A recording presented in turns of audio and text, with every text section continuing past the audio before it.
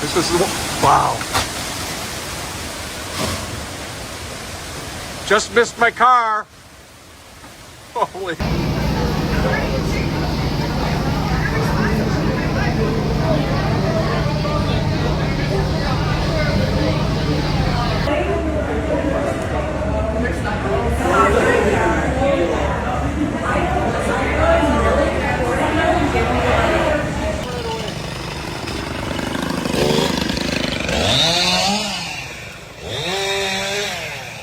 More damage. What was supposed to be a festive 4th of July Independence Day weekend turned into a national disaster in southeastern Wisconsin. A powerful storm sank at least one boat, damaged homes, and caused power lines and trees to fall on Lake Geneva and throughout Walworth County in southeastern Wisconsin on Friday, July 3rd.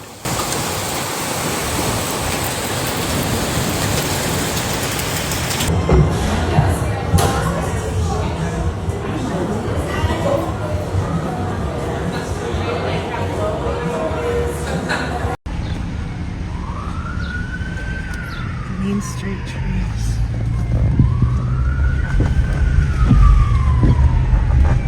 This natural disaster triggered a humanitarian tragedy on Lake Geneva, claiming the lives of 3 people and crippling the city's infrastructure, forcing local authorities to declare a state of emergency.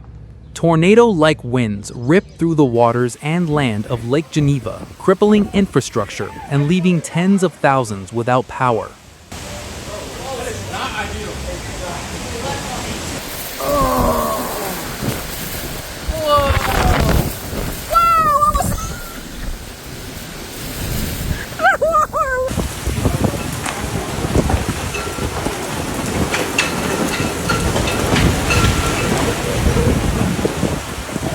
The deadliest incident occurred around 12:10 p.m. local time.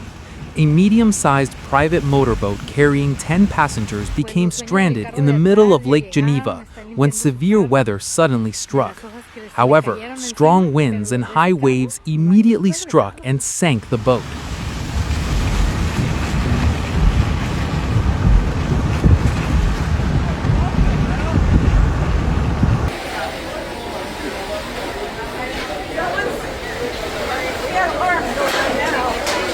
It's all right, it's just a squall.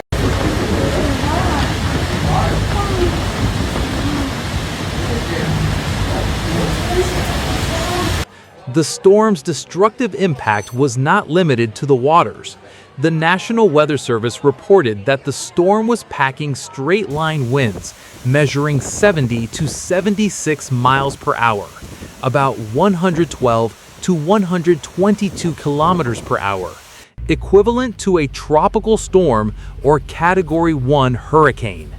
Lake Geneva Mayor Todd Kraus immediately took decisive action by signing a city emergency declaration hours after the storm passed.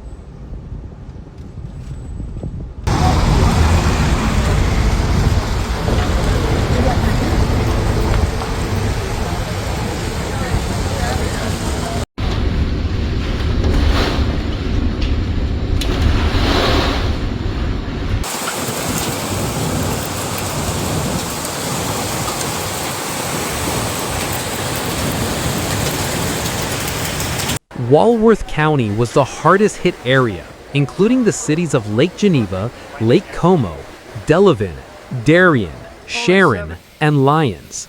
The storm also extended into several neighboring counties, including Racine County, Kenosha County, Milwaukee County, and Waukesha County.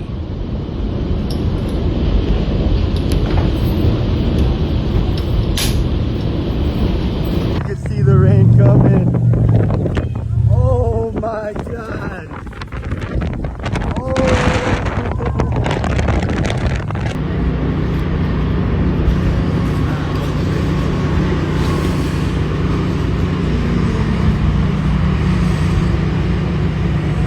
Several major tourist attractions in Lake Geneva, typically packed with tens of thousands of tourists during the 4th of July holiday, were completely closed. Places like Donnian Park, Flatiron Park, Library Park, and Oak Hill Historical Cemetery were declared off-limits to the public due to the presence of large fallen tree limbs. Wow. These guys are out here quick though, look at this. Guys, this storm is insane. There's literally trees blocking the road.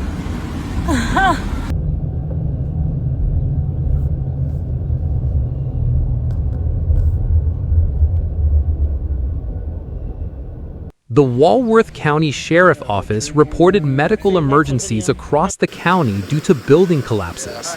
In Darien, a large livestock barn collapsed due to the winds. A similar situation occurred in Sharon, where a large farm silo collapsed, trapping 2 residents. Holy shit.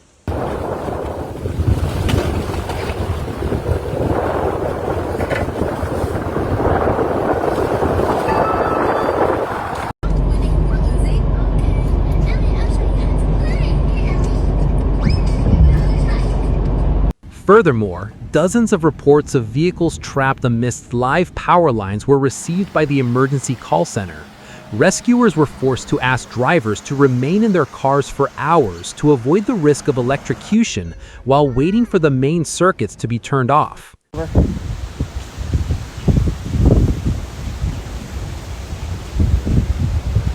shit. O sea, qué impresión de nada más. De allá arriba se partió el árbol. The storm significantly damaged the electrical grid in southeastern Wisconsin. According to data from energy service providers, We Energies and Alliant Energy, dozens of main power poles were snapped and transformers exploded. As a result, more than 30,000 customers across the region experienced power outages.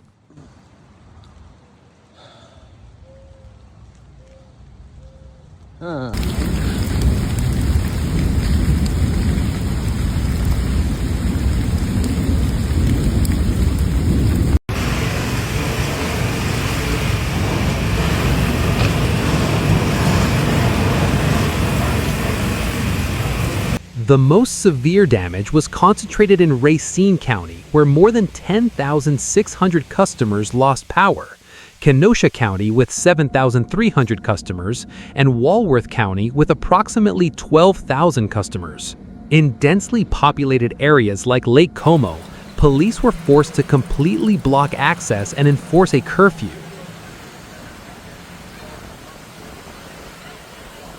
Oh man, it's like a freaking monsoon out here. Look at this. We just got hit with a tornado, and there's branches down all over the place. This tragedy has dealt a severe blow to the local economy and tourism. Independence Day weekend is a peak season, with Walworth County's population typically doubling due to the influx of tourists from the Chicago and Milwaukee areas seeking to enjoy the lake's beauty.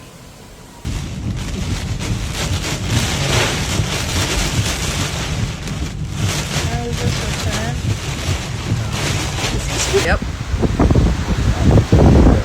I know. Let me light this real quick. Oh my goodness. It's Local authorities are now urging all prospective tourists to postpone their trips to Lake Geneva and the surrounding area for the rest of the weekend. Authorities emphasize that all city resources, from firefighters and police to public works, are currently focused solely on debris removal and emergency route restoration. A thorough investigation into the seaworthiness of the sunken motorboat is also underway under the close supervision of the Wisconsin Department of Natural Resources to determine if there was negligence related to the early weather warnings issued prior to the incident.